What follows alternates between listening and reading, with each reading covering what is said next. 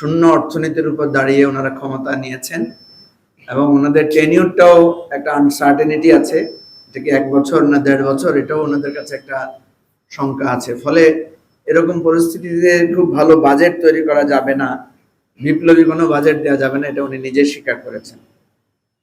তো সুতরাং এটা একটা, ওনারা যেহেতু নিজেরাই স্বীকার করছেন যে এটা গতানুগতিক বাজেট, সুতরাং আমরা এখানে সমালোচনা করার মানে খুব বড় ধরনের বিষয় আমাদের হাতে সেভাবে নাই। যেই আমাদের সাধারণ সম্পাদক সাহেব বলেছেন যে আমাদের দেশে বাজেটকে অনেক জটিল বিষয় মনে করা হয়, অনেক কঠিন কঠিন টার্ম দিয়ে মানুষকে এমনভাবে ধারণা দেওয়া হয় যে বাজেট সাধারণ মানুষের না। ফলে বাজেট আসলে মানুষ শুধু দেখে কিসের দাম বাড়ছে কিসের দাম কমছে, এতটুকুর মধ্যে তার চিন্তাটা সীমাবদ্ধ থাকে।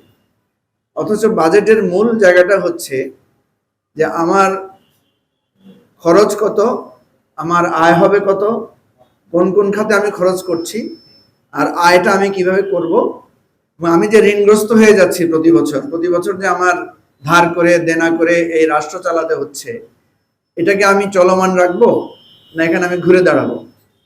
রাজনৈতিক দলগুলো সাধারণত ঘুরে দাঁড়াতে চায় না, তারা মনে করে ধার দেনা করে হলেও মানুষকে খুশি করার জন্য তারা একটা বাজেট দেয়।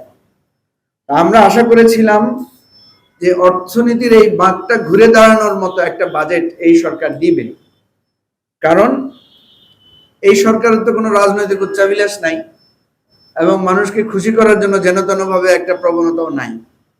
কিন্তু এটা আমরা মনে করি যে একটা দিক নির্দেশনামূলক ঘুরে দাঁড়ানোর বাজেট দিতে ওনারা ব্যর্থ হয়েছেন। আমরা ওনাদের কাছে এই প্রত্যাশাটা করেছিলাম। দেখেন, অর্থ উপদেষ্টা নিজেই বলছেন যে আমাদের অর্থনীতি আইসিইউতে ছিল, কারণ পুঁজিবাজার একেবারেই ধ্বংসপ্রাপ্ত।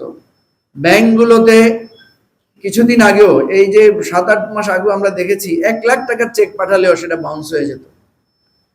এখন সেই জায়গাটা ঘুরে দাঁড়িয়েছে।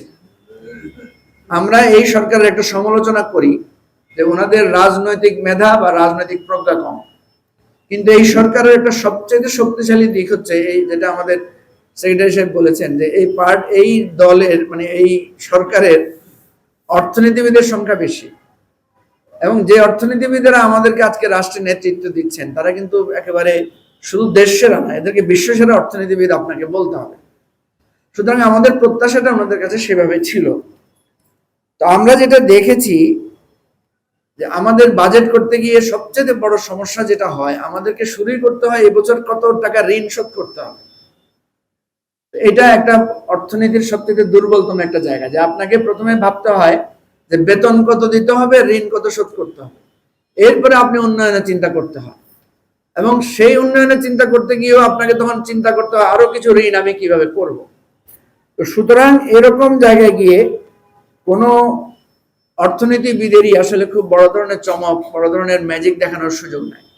একটা জায়গা আছে যেটা ব্যারিস্টার ফুয়াদ বলেছেন এবং যেটা খুবই কঠিন, সেটা হচ্ছে ব্যয় সাশ্রয় করা।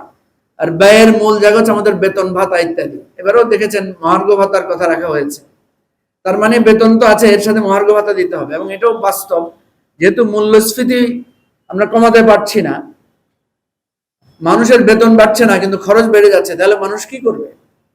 মানুষ দুর্নীতি করবে। আপনি যতই দুর্নীতির বিরুদ্ধে শক্ত পদক্ষেপ নেন, মানুষের অভাব যদি দূর করা না যায় দুর্নীতি হবেই। সুতরাং আমাদের দুইটা কাজ করতে হবে, দুর্নীতির বিরুদ্ধে অভিযানও চালাতে হবে, একই সাথে মানুষের আয় ব্যয়ের যে দূরত্বটা আছে সেটাকে কমিয়ে আনতে হবে। এখন সেই জায়গায় আমাদের যেটা করতে হবে যে আমাদের ব্যয় সাশ্রয় করতে হবে, এবং সেটা বিপ্লবী পথে না গেলে এটা কখনো সম্ভব না। বেতন ভাতার এই যে চাপ, এটা যদি কমানো না যায়, রেগুলার এক্সপেন্ডিচার যদি আমরা কমাতে না পারি, আপনারা দেখবেন আমরা যখন কোনো একটা কোম্পানি, যে আমাদের অর্থ সম্পাদক এখানে আছেন, উনি একজন দেশ সেরা অডিটর, অডিটর কোম্পানিগুলো বলে যে আপনাদের দেশের আপনার কোম্পানির খরচ কমান, স্টাফ কমান, আপনি ইলেকট্রিসিটির খরচ কমান, এসি কম খরচ করেন, পানি কম খরচ করেন, এগুলো বলে না আমাদেরকে? ঠিক এই রাষ্ট্রের অপচয় এবং ব্যয় কমাতে হবে। দেখেন আমাদের এখানে দিবস পালন বাবদ কত টাকা খরচ হয়। অতীতে আমরা দেখেছি শুধু দিবস পালন বাবদ শত শত কোটি টাকা খরচ হয়। ভাই, আমার যেই অভাবী লোকটা, যে লোকটা চিকিৎসার অভাবে, আমার এই জুলাই আগস্টে যারা আহত হয়েছে তাদের চিকিৎসা খরচ তো আমরা দিতে পারছি না। এখন আমি যদি জুলাই আগস্টের দিবস পালন করি শত হাজার কোটি টাকা খরচ করে, আর যদি আমার আহত ভাইয়ের চিকিৎসা না হয়, তাহলে এই দিবস পালন কি তার জন্য কোনো সুখ বয়ে আনবে? আনবে না। সুতরাং এই জায়গায় আমাদের সমস্ত মানুষকে, যেটা ব্যারিস্টার ফুয়াদ বলেছেন, যে মানুষকে এনগেজ করতে হবে, সচেতন করতে হবে, তাকে বুঝতে দিতে হবে যে তার রাষ্ট্রটা কিভাবে ঘুরে দাঁড়াবে।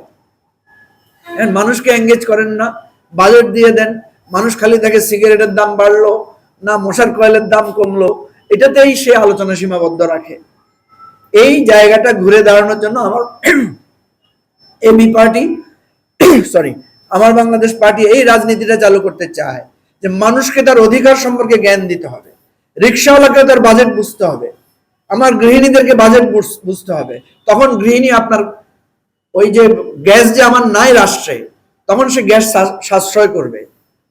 তখন আমার অফিসের লোকেরা, আমার অফিসের পিয়নও এসিটা বন্ধ করে বলবে যে না, এখন এসি চালানো যাবে না, কারণ আমি যে এসি চালাচ্ছি এটার চাপ আমার অর্থনীতির উপর পড়ছে।